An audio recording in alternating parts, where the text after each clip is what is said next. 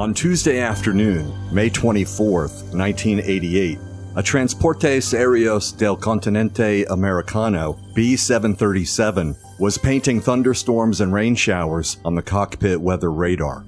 The plane was en route from San Salvador to New Orleans.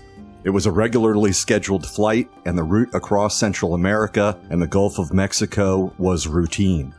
Cruising at about 35,000 feet, or 11,000 meters, no one on board, not the crew and not the passengers, had any idea of what was about to happen. Although, what had started as a sunny flight had turned stormy and was now becoming even more stormy as the plane began its descent to New Orleans. I'm sure the passengers put their faith in the system, something I'm sure we've all done more than once while flying. The crew, however, put their faith in their brand new Boeing 737-300. The airline again, Transportes Aéreos del Continente Americano, that's Spanish for Air Transport of the American Continent, also known as TACA, T-A-C-A, was a comparatively small airline based in San Salvador. They didn't have many airplanes, and to acquire a brand new 737 was a really big deal. In fact, the plane was so new that they had a senior TACA captain on board to help the crew with the new airplane and to evaluate the improvements for a document that would be distributed to the other TACA captains and included with the plane's operating manual. Not only was the plane new, but the engines were new. These new engines were the latest and greatest from CFM International, an American-French engine manufacturer based in Ohio in the Midwest of the United States. The new CFM56 engines were the peak of modern design and technology, and the crew was confident they could muscle their way through the storms ahead. However, that was not the case, and only moments after the plane began its descent into heavy rain showers and developing thunderstorms below, not one, but both engines quit. That's right, TACA Flight 110 was now dead sticking it into rain showers and thunderstorms. What had been a quiet and relaxing flight had now become a flight into hell, one that will likely result in a crash into the Gulf of Mexico, or maybe onto land, with a loss of all passengers and crew on board. Except that's not what happened. Instead of a fiery crash and a loss of most or even all of the souls on board, TACA Flight 110 lived to fly another day, and the landing performed by the 29-year-old captain went into the record books as one of the most miraculous emergency landings of all time. And I'm saying that knowing full well what happened in 2009 when Captain Chesley Sullenberger landed his U.S. Airways A320 on the Hudson River in New York City with no fatalities, a landing that came to be known as the Miracle on the Hudson. The story of TACA Flight 110 is what follows: a miraculous dead-stick landing of a commercial airliner with the crew fully expecting to land in Lake Pontchartrain next to the city of New Orleans. Instead, upon breaking out of the storms and clouds, the crew spotted a narrow strip of levee, a dirt and grass strip of land barely wider than the plane itself, where they could attempt to land the plane instead of ditching into the lake. The landing was a success, and even more than just a successful landing, there were no fatalities and no injuries, and the plane was eventually put back into service.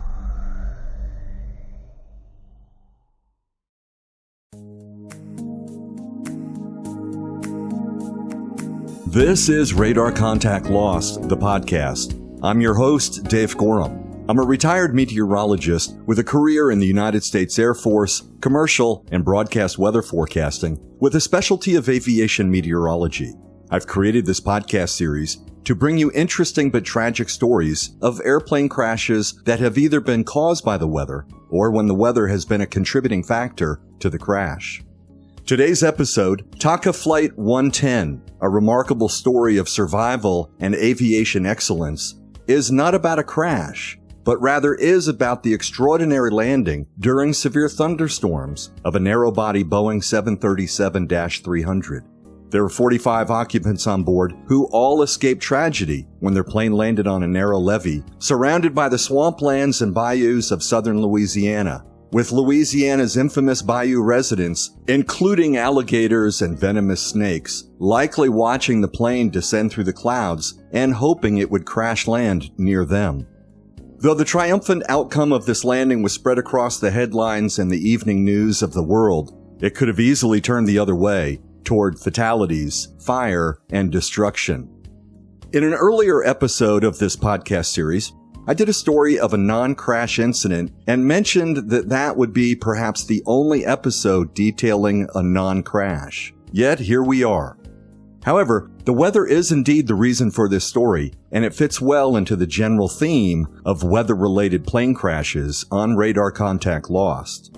So in this episode, we'll talk about the weather, of course. We'll also talk about the crew. I find it remarkable that this plane was saved not by some old, grizzled veteran pilot of the skies from wars past or even from the golden age of aviation. No, this pilot was just 29 years old, though already highly experienced, having started flying at a very young age. His aviation career is fascinating, but not without a unique disadvantage to his piloting that came just a couple of years before this accident. His adaptation is another triumphant aspect of this story, and we'll talk about that later in the podcast.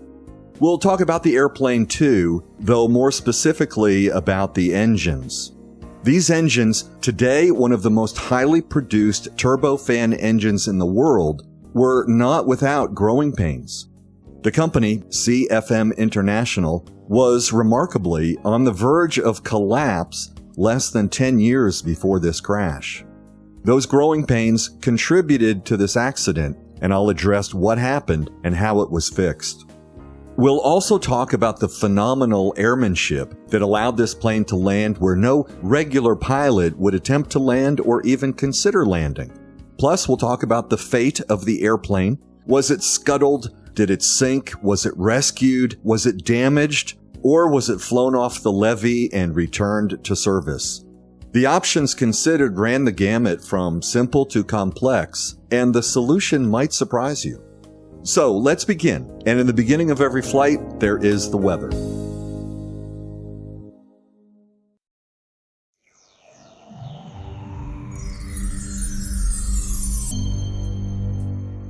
This journey to New Orleans began just about a week before the kickoff of the 1988 Atlantic hurricane season.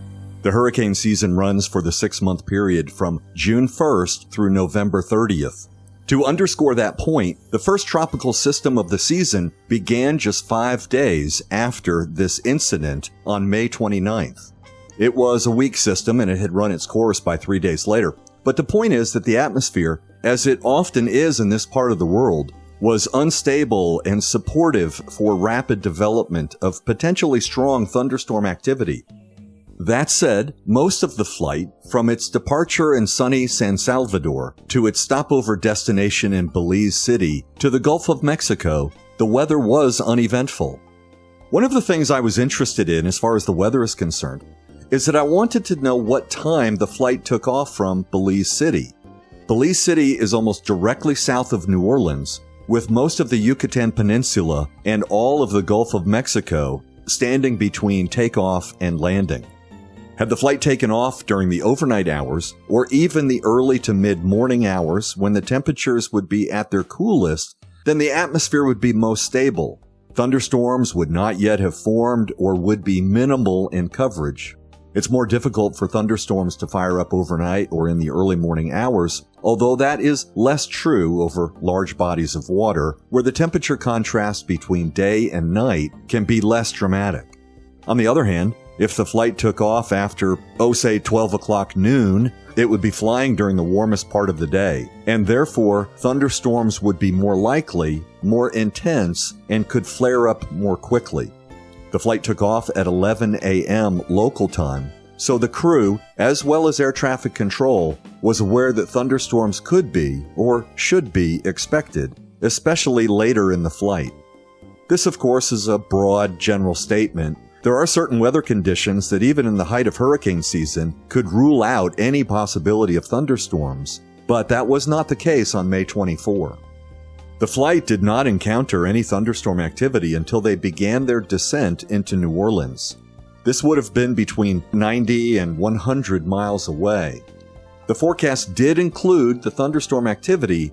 However, a lot was unknown at the time about thunderstorm development and thunderstorm structure.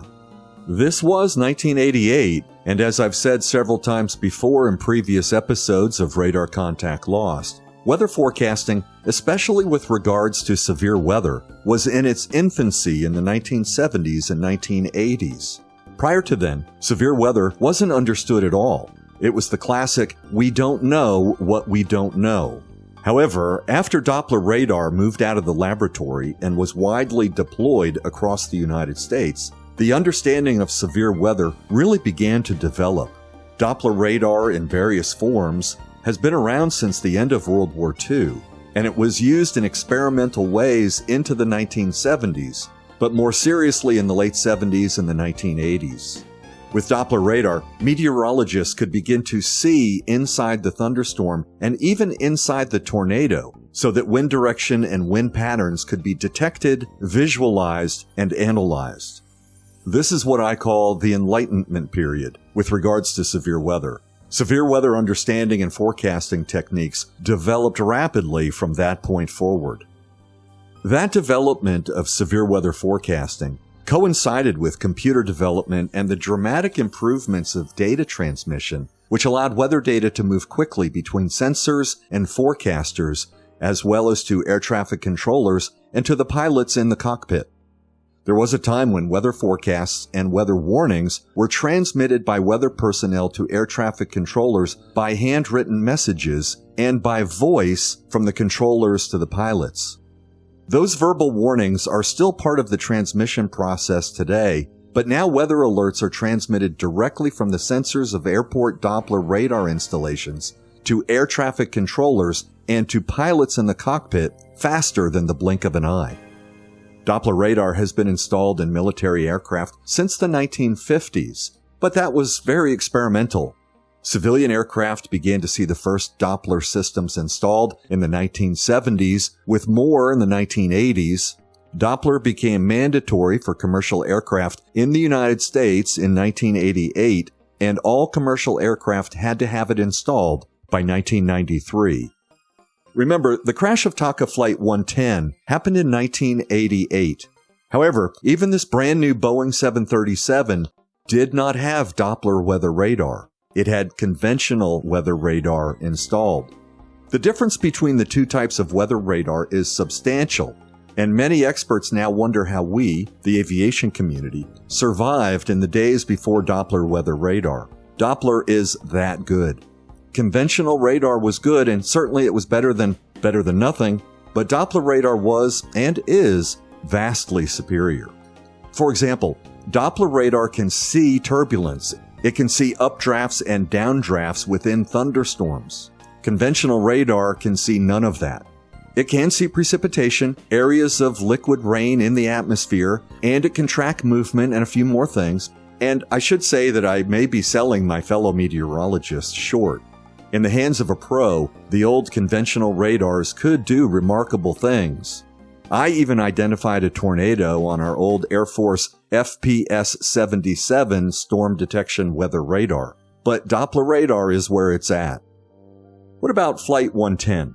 Yes, with hindsight, I was both amazed and not amazed by the actions and decisions of the crew. Amazed because of what they decided to do, and not amazed because their decisions were not wrong for 1988. They would be very wrong for today, even very wrong in the 1990s.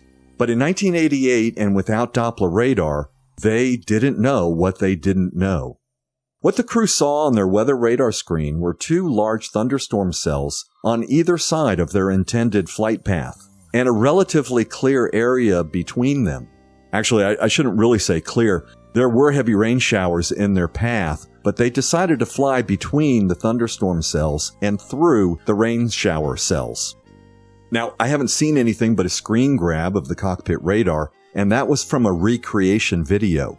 Is it accurate or realistic compared to what happened on May 24th, 1988? I don't know. It may be quite wrong. I can only estimate the distance between the two cells, That, and with hindsight, knowing what happened, my guess, given what happened, is that the distance between the two outboard thunderstorm cells was perhaps 5 to 7 miles, which is 8 to 11 kilometers. This seems to allow the actions of Flight 110 to be more realistic. Today, most commercial airliners give at least 10 miles, but closer to 20 miles of distance around a thunderstorm. And the bigger the storm, the greater the distance of separation. That distance of 10 to 20 miles is 16 to 32 kilometers. The FAA does not mandate this, by the way. That distance of separation will typically come from the operating manuals of the airlines and cargo carriers. Of course, a pilot can choose an even greater distance if needed. Today, shooting a gap of 5 to 7 miles between thunderstorms would be a big no-no. But the crew of Flight 10 went for it. Within moments of that decision, they were being pelted by hail and heavy rain, and the hail got larger and larger. There was strong turbulence as well. Hail forms as liquid water droplets freeze when moving upward to above the freezing level, while riding columns of upward rushing air. The same columns that allow a cumulus cloud to grow from a small cloud to a rain shower, to a thunderstorm, to a severe thunderstorm. These updrafts can top 100 miles per hour or more. That's more than 160 kilometers per hour. The small individual ice crystals bump into other ice crystals, forming larger ice crystals and larger hailstones. Eventually, the weight of the hail outgrows the strength of the updraft and it begins to fall back to the earth. On the way down, it melts, but the growing thunderstorm now has stronger updrafts and the hailstones start moving upward again, refreezing as they climb higher. Each cycle of up and down, freezing and melting and freezing again, causes the hail to grow larger and larger. Thunderstorm tops can reach the cruising altitudes of commercial jetliners. That means thunderstorms can easily be more than 30,000 feet tall. The hail is large and hard and can do real damage to an airplane. 30,000 feet is about 9 kilometers. Some of the strongest thunderstorms can reach 60,000 feet. And sometimes the top of a thunderstorm can reach up into the jet stream. And in a not uncommon occurrence, the hail can be blown out from the top of the thunderstorm into the jet stream and then pushed tens of miles downstream. This is certainly one reason why pilots should give the thunderstorms a wide berth, but there are more. One thing that pilots today know that pilots of 40 years ago did not know, and that is that thunderstorms can grow rapidly. There are all kinds of things happening in the lower atmosphere to help thunderstorm development accelerate. Outflow from other thunderstorms, as an example, updrafts of 100 miles per hour can be matched by downdrafts of 100 miles per hour. And when those strong downward rushing winds reach the ground, they spread out rapidly, often causing damage to trees, buildings, and cars. They can also undercut warm, humid air nearby and force that air upward at speeds that can be surprisingly fast for a growing or immature thunderstorm. Doppler radar, both on the airplane and at the airport, can help identify these types of air currents and trigger alerts to air traffic control and nearby pilots. However, conventional radar like the one on TACA Flight 110 cannot see hail, the violent updrafts associated with strong thunderstorms, or the turbulence associated with this. So the pilots and co-pilots are basically flying blind. And let's remember, even though it was early afternoon, it was dark inside the thunderstorm, and brilliant flashes of lightning were illuminating the cockpit, probably the only way for the aircrew to see the torrents of rain and swirling clouds around their brand new 737. The TACA Flight was at the top of its descent, meaning the plane was about to roll back the throttles and begin to decelerate. The plane only had to descend through a few more miles of clouds and storms, then land at the New Orleans International Airport, today named the Louis Armstrong New Orleans International Airport. Touchdown was only about 90 miles away. Now, there are a lot of variables for a descending airliner, but that could be as little as 15 minutes, but perhaps closer to 20 minutes, and that was it. They'd be on the ground. Any crew being pelted by hail while flying through blinding rain and in a cockpit illuminated by frequent lightning would be concerned, as this crew was. They had a couple of things working in their favor, though. First, they had a path of what they thought was relatively clear weather ahead of them. At least that's what it showed on their radar screen. For pilots of the 1980s, this was acceptable. Secondly, they were flying a state-of-the-art, state-of-the-technology airplane. It was a brand new 737. Prior to this flight, there were just 84 hours on that airframe. The cockpit was bristling with the latest in aviation tech and safety. Plus, it had two brand new CFM56 turbofan engines. These engines were powerful and advanced enough, they thought, to power through anything Mother Nature could throw at it. They were wrong on both counts.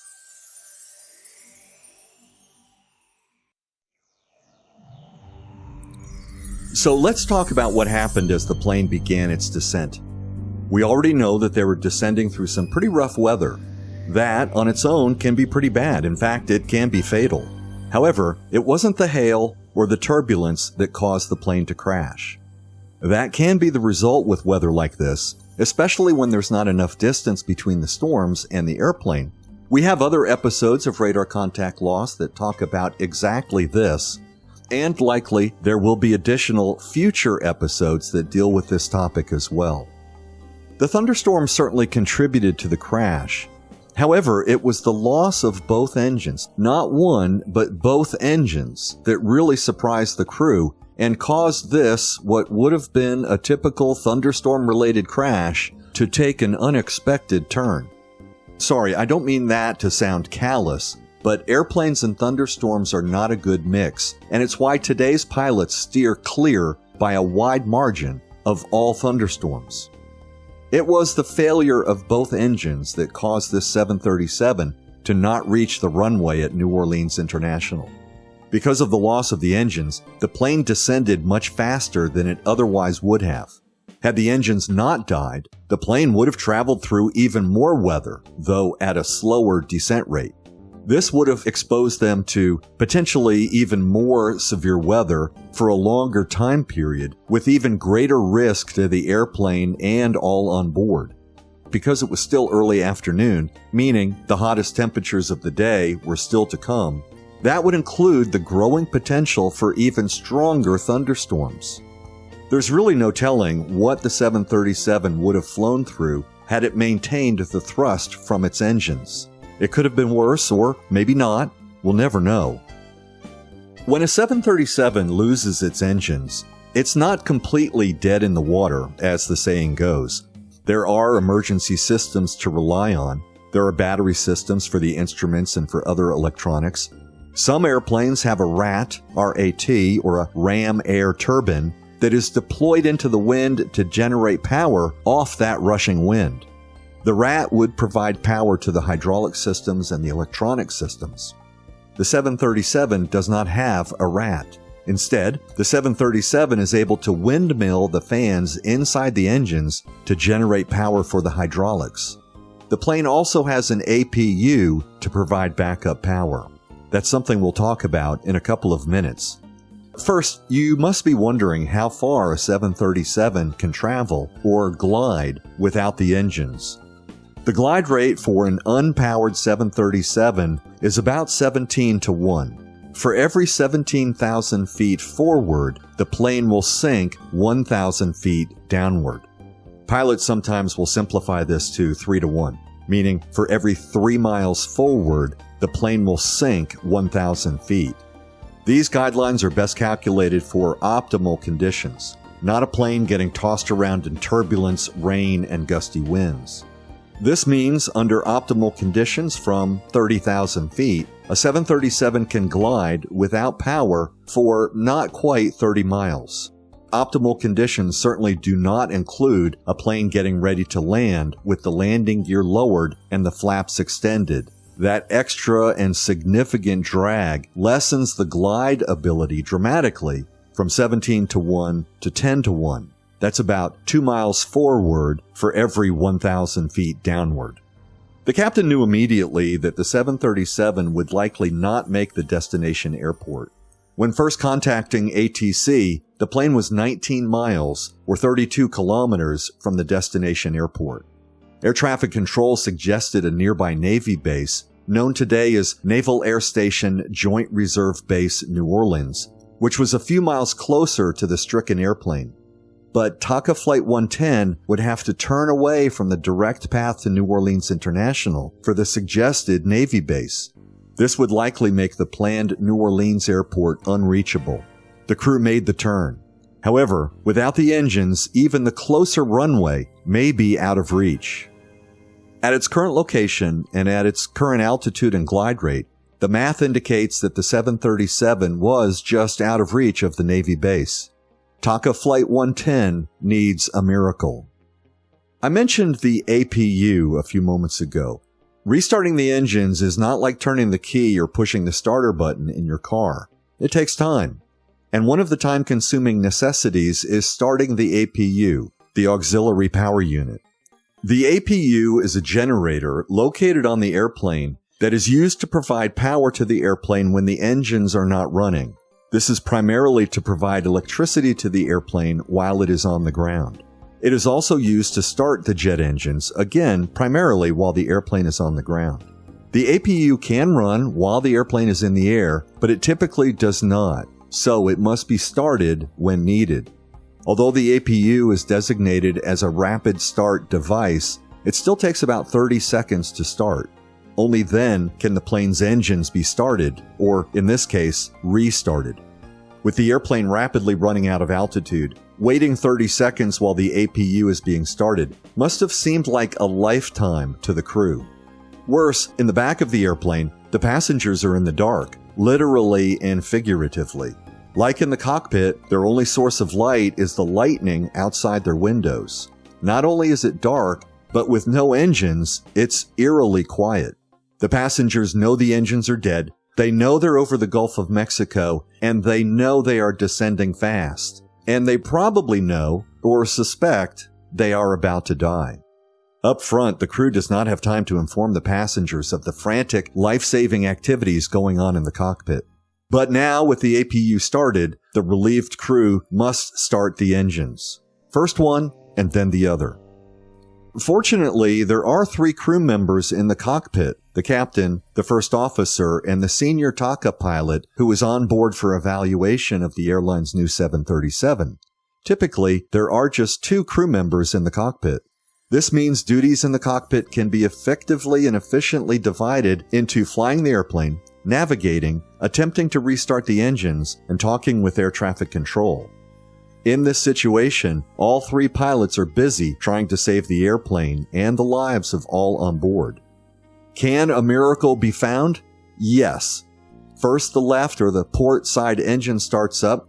Now, the plane can fly on one engine, but it's more difficult for the crew to manage the handicapped airplane, especially while battling severe weather. In this case, both engines are desperately needed. After following the procedures to restart the second engine, it too starts. Relieved, of course, and with the crisis now over, the crew asks air traffic control to be rerouted back to their original destination of New Orleans International. But only a few moments pass before the captain notices that the engines are not responding to his inputs at the throttles. There is no thrust. Something is wrong. It only takes another moment for the crew to realize the engines are overheating. Unless they're shut down immediately, it could result in a catastrophic engine fire and explosion. With this new development now the number one priority, the captain decides there is only one thing to do: shut down the engines. With the cause of the overheating unknown, the engines must be shut down for good. Whatever happens next, it will be without the engines. Now at about 3,000 feet, and with the Navy base in the rearview mirror, the crew is coming to grips with the new reality: a water landing.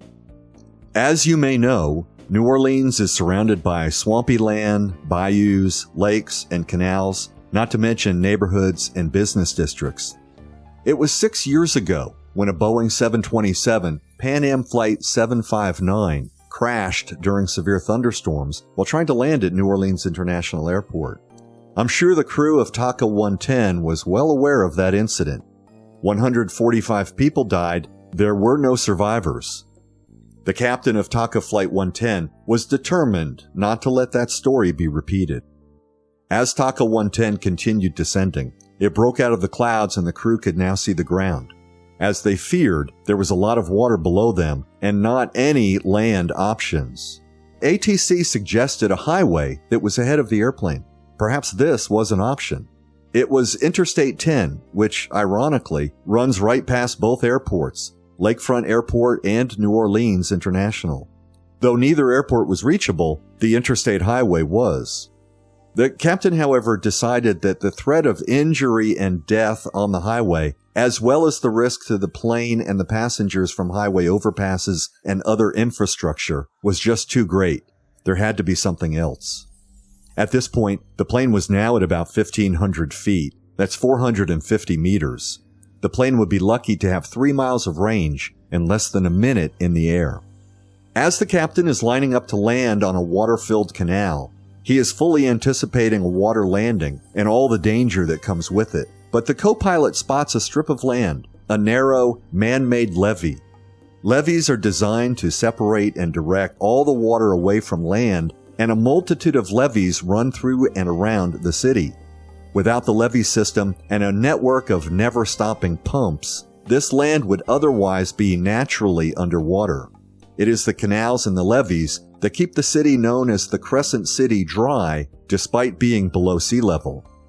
The captain agrees that it seems possible to reach the levee, though being too low is not the problem. The plane is actually too high, and it must descend rapidly if the levee is going to be the new landing zone. With the decision to land on the levee made, the captain must now quickly change the orientation of the airliner from being lined up on the canal to getting lined up on the levee, and there are only seconds of flight time remaining. The maneuver the captain decides to use is called a side slip. It's a risky and potentially dangerous maneuver that is generally designed for smaller airplanes. If all goes well, the side slip will rapidly move the plane to the right so that the 737 can land on the earthen levee, not in the canal. It will also dump a lot of altitude that could be used to take the plane elsewhere. With engines operating normally, the captain could add thrust and prevent altitude loss, but for TACA 110, the side slip leaves no room for mistakes, and once executed, it locks in the levee as the only option. Another necessary step, lowering the landing gear and the flaps. This will also cause a significant loss of altitude from the drag of the gear and flaps in the wind, but it must be done. Now flying by the seat of his pants, the captain calculated the altitude loss from the side slip and from the lowering of the gear and flaps, and then executed the procedure at the proper time. Once the side slip was performed, the captain gave the order to lower the landing gear and the flaps. The ground now was approaching rapidly, and there was no chance for a go-around. But the captain was now thinking beyond the landing. Would there be enough room to stop? The grass was wet, soggy, and slippery. Would the earthen barrier even support the large and heavy 737? Without power, the reverse thrusters of the engines would not be available to help slow down the plane. It was a lot to think about. Would the plane plunge into the water at the end of the levee? Would the landing gear collapse and cause the airplane to skid, spin, or tumble? Would the fuel ignite? What would become of his passengers? The plane touched down, and while everyone on board held their breath, it rolled to a bumpy but uneventful stop. Passengers said it was a hard landing, but the plane did come to a safe and secure stop, and it was well before the water at the end of the levee. Pilots will tell you that any landing you can walk away from is a good landing. But not only did the pilots walk away from TACA 110, so did all of the passengers. There were no injuries, there were no fatalities. One passenger, however, had undergone abdominal surgery in the days before the flight. She was taken away by stretcher to an arriving ambulance and then transported to a nearby hospital where she was treated for minor injuries.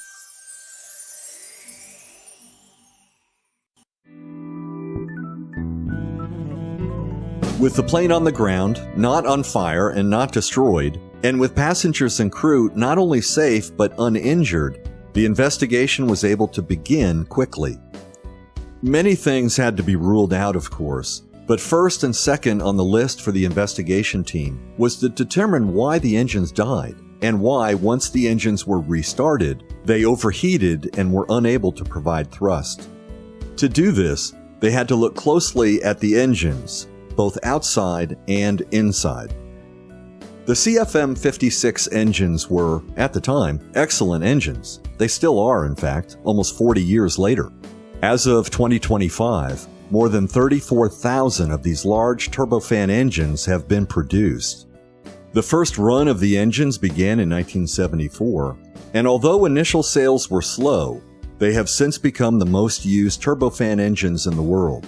They have been used on commercial airliners, not only used by Boeing on the 737, but also by Airbus, as well as by Douglas on the DC-8 of the late 1970s.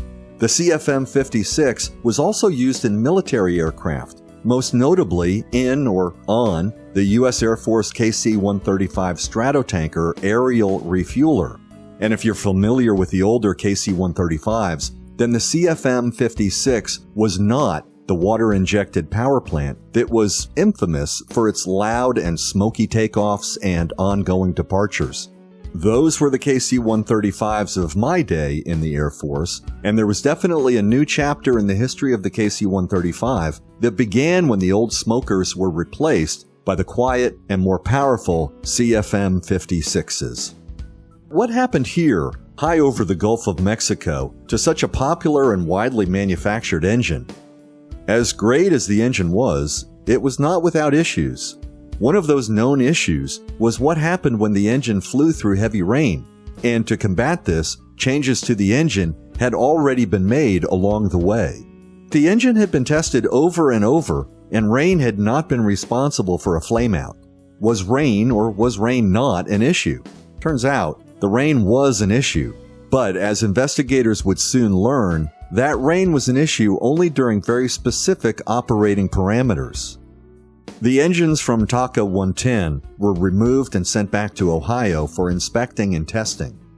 The investigators first checked for internal engine damage that could have been caused by the large hail that had been pummeling the aircraft as it approached New Orleans. It was discovered that there was no hail damage to the depths of the engine. Primarily, this would be damage to the internal fan blades that compressed the air prior to ignition that would then produce the thrust. Investigators looked at the damage to the exterior skin of the fuselage and determined that the hail experienced by TACA 110 was up to 1 inch in diameter. Large hail certainly, but the engines are designed for such abuse, and when the investigators examined the internal engine blades, they found no damage from the hail. But what if enough hail got into the engine that the water resulting from the melting of the hail caused the engines to flame out? Yet, even as the investigators increased the water flow into and through the engines, they could not get the engines to flame out. What was missed? The investigators compared engine analytics to its flight path and noticed that just before the flameouts, the engine thrust had been reduced. This was a normal part of the approach to the airport. The plane, all planes, need to decelerate before landing. The discovery showed that the engines failed as the throttles were being pulled back. The investigators used the same amount of water, but this time they pulled back the throttles to just 35% and even lower. Under these conditions, the engines did indeed fail. It was determined that the massive amount of water with high power settings could be exhausted through the engine, but under low power settings, the water accumulated and choked out the engines. What happened next was similar to what would happen to the older carbureted cars that could sometimes pump too much fuel into the carburetor and prevent the engine from starting because the excess fuel prevented enough air from reaching the combustion chamber. This was called flooding the engine, and it could be followed by a backfire when the unburned fuel reached the exhaust pipe and was then ignited by the hot metal. A similar process was taking place inside the CFM56. A jet engine has a complicated start and restart procedure, but the result was that unignited fuel and not enough cooling air was reaching the turbine. The turbine is past the combustion and ignition areas of the engine, and so the explosive combustion of the jet fuel was occurring where it wasn't supposed to. The result was a melting of the turbine blades that made the engine restart impossible.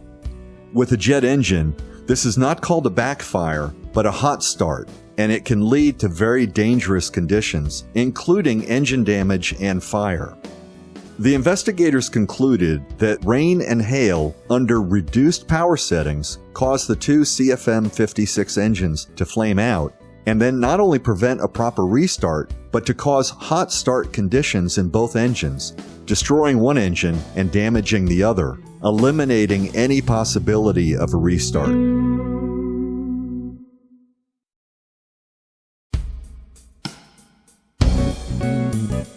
At this point, we have a Boeing 737 sitting on a levee. The storms have passed, the passengers have moved on with their lives, all very happy to have lives to move on to. So what next? Well, the first thing that must be done is to get the airplane off the levee. In fact, the heavy airplane has been sinking into the soggy ground, and everybody knows they've got to do something soon or it will become mired in the muck. What are the options? Well, there are three of them. First, disassemble it, although there are risks of damaging the airplane by doing this. They can float it out by bringing a barge and a crane down the canal to beside the airplane, then hoist it onto the barge and then float it out. Or, and this is the easiest way to get it off the levee, while also being the most dangerous, they can fly it out. The decision was made to fly it out. One engine had to be replaced right there on the levee. The hot start, as I mentioned before, had destroyed one engine. The other engine was damaged, but it could be used. Then two highly experienced pilots were brought to the levee. They determined that if the plane was turned around and towed back 500 meters, that's about 550 yards, and then with a light fuel load on board and no passengers, they could reach takeoff speed, or at least near takeoff speed, and even have enough room on the levee to bring the aircraft to a stop before reaching the water if they had to abort the takeoff. Once the plane was prepared for departure, the engines were started and off it went. The former TACA 110 rolled down the levee, then climbed into the sky and flew the short flight to the airport. What about the engines, and what became of TACA 110? This incident revealed that the CFM56 engine had a design flaw that would not allow it to operate properly on low throttle settings in heavy rain. The manufacturer, CFM International, made modifications that included adding a sensor that would keep the combustor under continuous ignition conditions for the duration of any flight. Also, they made changes to the front of the engine and the fan blades to better manage the way rain and hail entered the engine. And they added additional bleed doors at the bottom of the engine compartment to better allow the accumulating water to exit the engine. And that was basically it. The plane that, without a highly skilled crew at the controls, would have crashed and been destroyed, was returned to service within a month. Within a year, the engine modifications to the CFM56 fleet had been rolled out to all the affected engines worldwide. And remember, that was thousands of engines. This incident also revealed challenges to testing of aircraft and aircraft engines.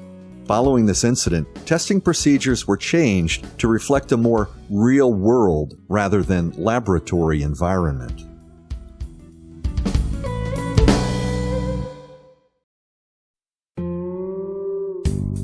The crew of TACA Flight 110 included Captain Carlos Dardano, First Officer Dionisio Lopez, and Instructor Pilot and Evaluator Arturo Soli.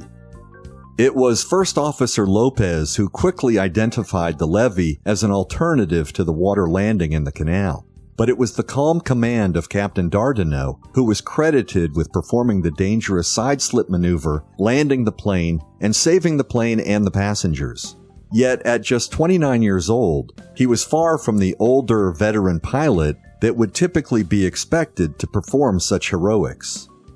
Born in 1958, Captain Dardano was immersed in aviation practically from birth. His father was a pilot involved in crop spraying and transport work. By the age of 16, Carlos had earned his pilot's license in El Salvador. By the time he graduated high school, he had already accumulated approximately 350 solo flight hours. Then he quickly earned his commercial license, instrument rating, and twin-engine ratings. Before he reached the age of 20, during the Salvadoran Civil War, the young Dardanel was flying small and large aircraft for air taxi and cargo operations. In his early 20s, he was piloting the aging but popular and quite large Douglas DC-3. When he was 27, while the Civil War continued, and just 2 years before the TACA 110 incident, crossfire from a ground altercation struck the cockpit of his cargo aircraft and his face, severely injuring him and taking his left eye. With only one eye, many pilots might have moved on to a different career. But not Dardanel. He adapted and became exceptionally proficient with his limited vision. He obtained an FAA Special Issuance Medical Certification, which allowed him to continue flying commercially so long as the remaining eye meets standards and no safety compromise is shown. Before TACA, he flew as a co-pilot for Aerolíneas Argentinas on the BAC 111 jetliner.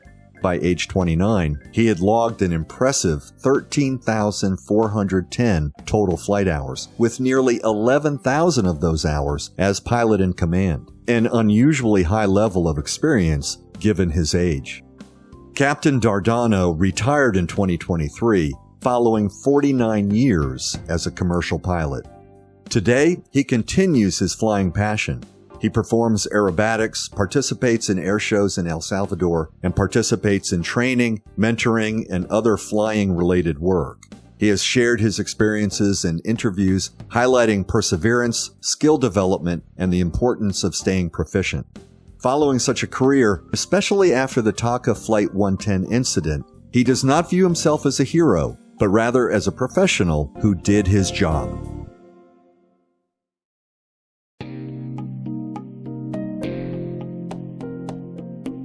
That's all for this time on Radar Contact Lost, the podcast. Thanks for listening. But don't go just yet. There are a few more things I want to mention. First, TACA Flight 110 went into the history books as the first dead-stick, no-engine landing of a 737 outside the confines of an airport. Secondly, the passenger who had undergone surgery just before the flight turned out to be just fine. With stitches across her abdomen from the recent surgery, there was a concern that the seatbelt and the rough landing may have aggravated the wound or perhaps broken some of the stitches. That was not the case. The woman recovered from the landing quickly and with no complications from the surgery or the landing of TACA Flight 110. Next, I mentioned the size of the hail that had been blasting the airplane. Let me say that FAA specifications state that the engine must be able to handle hail from 1 inch up to 2 inches in diameter. After examining the damage on the outside of the airplane, it was determined that the hail size was about 1 inch, so the size of the hail was not an issue. Let me also take this opportunity to mention that Pan Am Flight 759, which I'd mentioned earlier, had crashed during severe weather at the New Orleans International Airport 6 years before this crash. I examined that crash in Season 3, Episode 2 of Radar Contact Lost, titled When a Quiet Neighborhood Next to an Airport Became a Scene of Fire, Horror, and Devastation. You can download that episode and listen now if you haven't already heard it. Now, let me tell you a couple of exciting things for me coming up in the near future. I will be attending the 2026 EAA AirVenture Air Show in Oshkosh, Wisconsin in July. I was a presenter there last year and have submitted my presentation to be considered for this year. The presentation title is Mountain Wave Turbulence, the Invisible Killer. If you're planning to attend AirVenture, check the schedule of presentations to see when I'll be speaking and where. At this time, I have not yet heard if I've been accepted, but I think my presentation was well received last year, and I hope the organizers of AirVenture would like me to present again. I'd certainly enjoy that.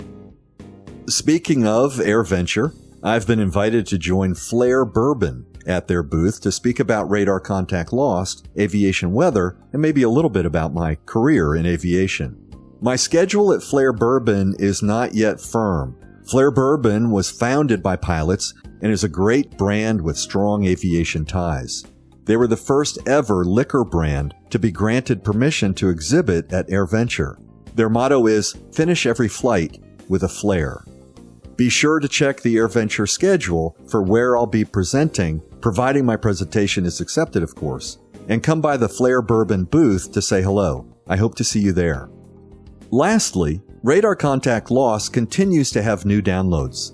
The most recent episode, What is Turbulence and Why is Everybody Scared to Death About It, is doing well, but it has a ways to go if it is to overtake the 90-day download record holder when British cadets fell from the Oklahoma sky. Thank you everybody for your downloads.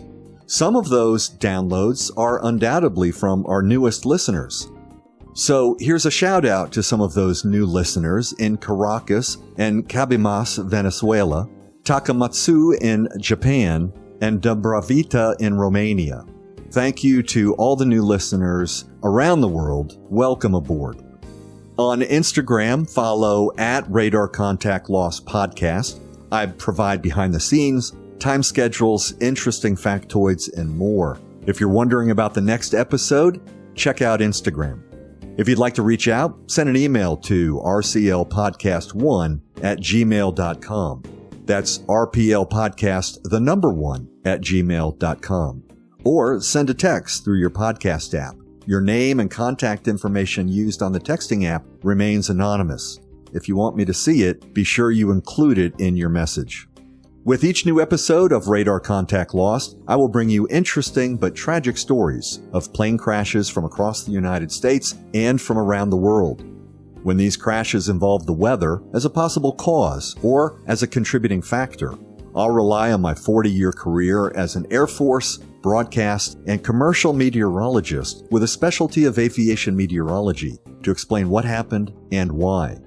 I'll also lean on my experts in meteorology, air traffic control, and piloting to peel back the curtain to take a closer look at what really happened. Lastly, let me thank you again, the listeners. I'm excited with every upload of every new episode, and I hope you are too. I'm very happy to bring these stories to all of you who have a love of weather, aviation, and aviation history just like me. Thanks for climbing aboard and settling in for the latest from the Radar Contact Lost team of Chris, Joe, Cindy, Michael, newly and finally retired Tony, Larry, Michelle, and me. I'm Dave Gorham.